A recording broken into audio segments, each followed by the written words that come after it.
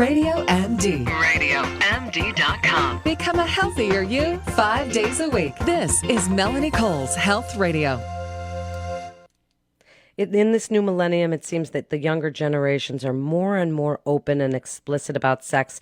I was downtown this weekend and saw a bunch of the young 20-somethings coming from Lollapalooza, and they were in these little crop tops, and there was more butt cheeks than I could even count.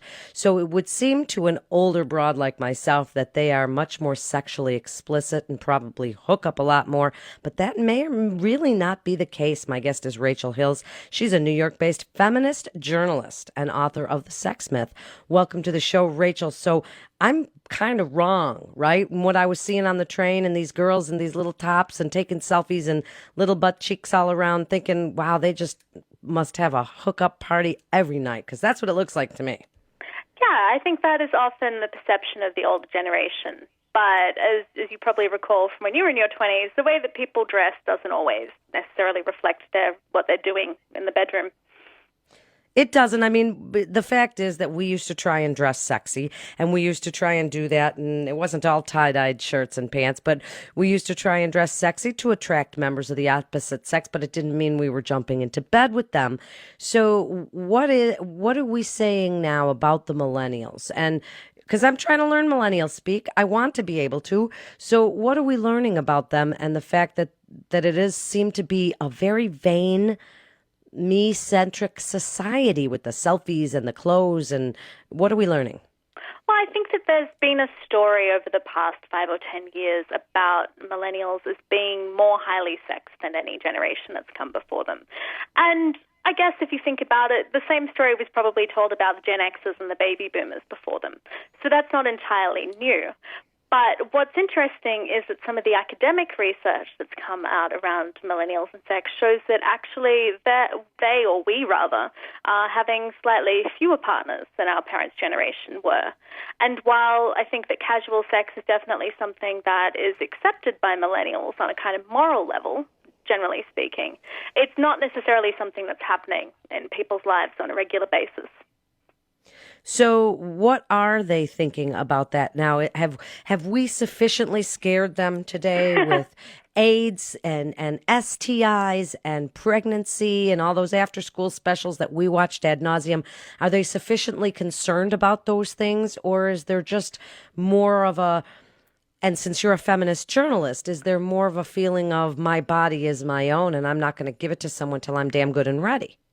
Well, I think it's kind of like every generation in some sense. So people are certainly still sexually active. The majority of people are having sex. It's just that we also we have sex in all sorts of different ways. So it's not this kind of monolithic hookup culture.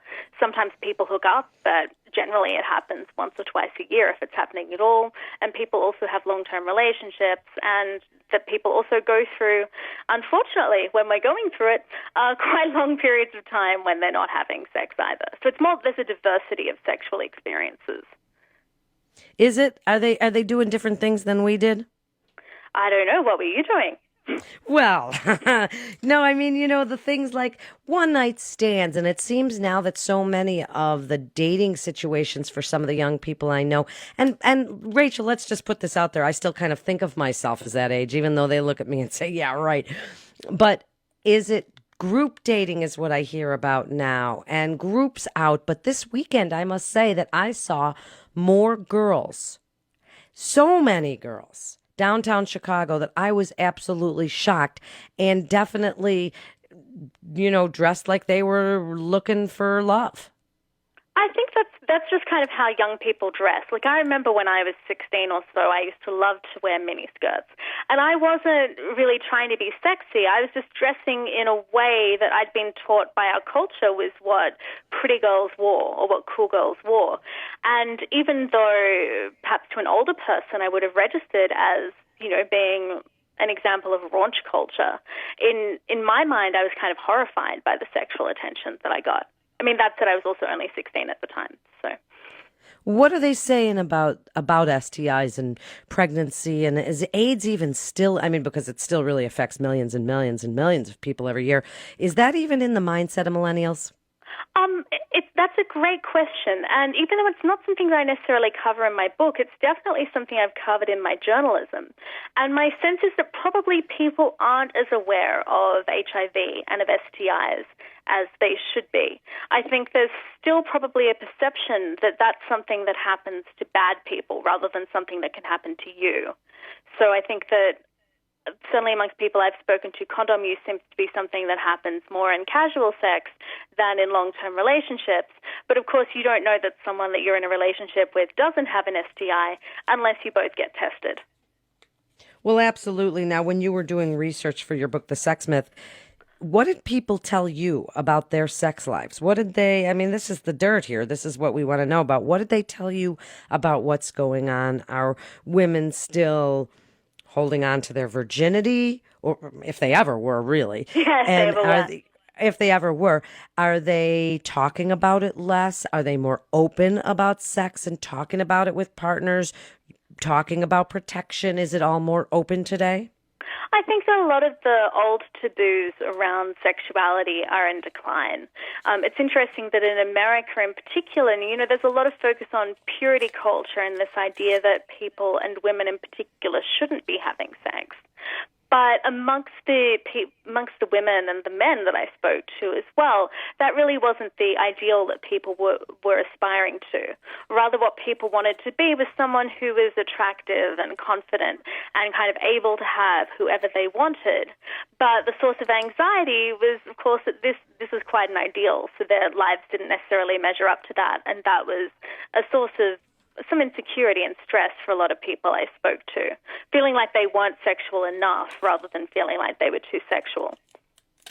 And the name of your book is The Sex Myth, The Gap Between Our Fantasies and Realities. And that's interesting to me, Rachel, because back in the day we used to say, I hate to tell you this, dear, but you were better as a fantasy. And that it was... You never actually said it to the guy, but it was written on the bathroom wall, and some of those guys knew who it was they were talking about. Yeah. So, that's kind of an interesting title that you've chosen. In just the last minute and a half, 2 minutes, tell people kind of what you want the take-home message to be about millennials. And because a lot of our listeners are women in their 30s and 40s, and some of us even in our 50s, and we have daughters, and we have, associations, and we want to get to know this generation and what they're thinking sexually. So give us your best advice and kind of wrap it up for us. Sure. Well, I think my take-home message is to millennials, but I think it also applies to, as you say, people in their 30s and 40s and 50s as well. And that's the idea that you don't need to be having a particular type of sex life in order for your sex life to be good or in order for you to be a desirable, valid person. So it's fine to go through periods of your life when you're not having sex. In fact, that's entirely normal. Most of us have had those. It's fine for you not to be constantly trying out new sexual positions if you're happy with the ones that you're doing. And you don't need to be, I think a lot of people in couples, they kind of monitor how often they're having sex every week. And you don't need to be feeling like you need to live up to a certain kind of minimum standard, which most people think of as being 2 to 3 times a week in order for your relationship to be good. So basically what I want is for people to become more comfortable with their sex lives and all the variations that actually happens. What an interesting book, and it's called The Sex Myth, The Gap Between Our Fantasies and Realities. And for all of you older folks out there, get this book because it might give you a chance to get to know those millennials in a different way than you maybe even thought, and you might have been mistaken. And I certainly think that my eyes were opened a little bit here because I did see a bunch this weekend, and right away my mind flew to a whole bunch of stuff. But now I think I might have been a little bit wrong, and they might just be a little bit more virtuous even than we might imagine.